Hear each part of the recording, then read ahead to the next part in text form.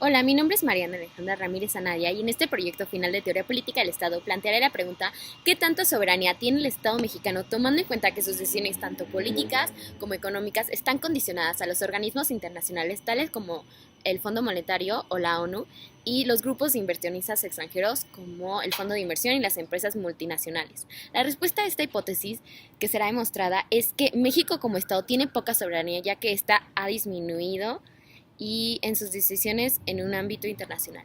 El primer autor que sustenta dicha respuesta es Tucídides, quien es un realista cuya definición de soberanía es poder originario cuya supremacía procede de la propia fuerza. Según el autor, para que algo sea justo se debe dar entre iguales, por lo que podemos decir que en la actualidad, en un ámbito internacional, los estados no se encuentran en el mismo plano normativo de igualdad, porque tienen distintas capacidades que hacen que unos sean más poderosos que otros. México, en el panorama internacional, no es tratado como igual. Un ejemplo de esto es en la ONU. Los países que tienen mayor poder son los 5 permanentes que cuentan con un derecho a veto. Estos son China, Francia, Rusia, Reino Unido y Estados Unidos, quienes son las potencias mundiales distinguidas por ser países desarrollados. Las decisiones del Estado mexicano no tienen el mismo impacto a diferencia de dichos países. Citando a Tucídides, quien decide lo que es justo es quien tiene la fuerza y el poder, recayendo la soberanía sobre los más fuertes. El más fuerte ejerce su dominio sobre el débil y la tendencia ilimitada a la expansión y a la conquista. México es susceptible a tomar decisiones con base en lo que las organizaciones le indiquen, ya que si no, estas tomarían represalias en su economía, principalmente la más afectada principalmente. Lo anterior se da porque México es un estado débil frente a los demás. Por otro lado, Max Weber, sociólogo, define al Estado como un espacio de dominio. Es una estructura social donde hay relaciones de poder. Los estados tienen dominio uno sobre otro, ya que para el autor el poder se ejerce más allá de las fronteras.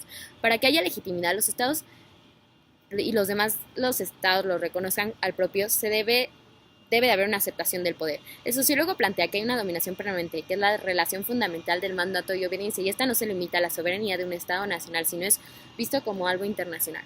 Weber concebía un espacio mundial donde las naciones luchan en un orden que es siempre de conflicto. Nos podemos percatar que efectivamente hay relaciones de mandato-obediencia como Estados Unidos con México. Muchas decisiones son tomadas viendo por los intereses del país norteamericano. Weber define la política como la actividad que reivindica para la autoridad establecida sobre el territorio el derecho de la dominación como la posibilidad de emplearse en caso de necesidad la fuerza o la violencia. En suma, la actividad política se consiste en una relación de poder. En las negociaciones del Telecán se favoreció en todos los sentidos al país norteamericano, ya que en la economía mexicana está sometida en gran parte a dicha potencia. Para Weber, la soberanía se apoya en otros medios, o sea, la coacción. Como se muestra, el país vecino toma represalias para desestabilizar a México, coaccionándolo para imponer su soberanía sobre el país. Finalmente, Schmidt, que dice que aquel soberano es quien decide el orden y la seguridad y cuando estos son violados, teniendo la capacidad de decidir y actuar sobre su legitimidad. En ocasiones el derecho se suspende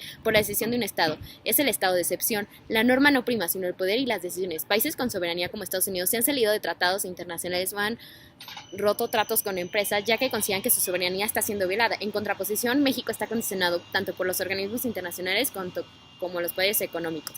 Por lo tanto, Smith diría que México no es un país soberano. En conclusión, se afirma la hipótesis: México en el ámbito internacional no tiene soberanía como los estados. Esta se ha disminuido.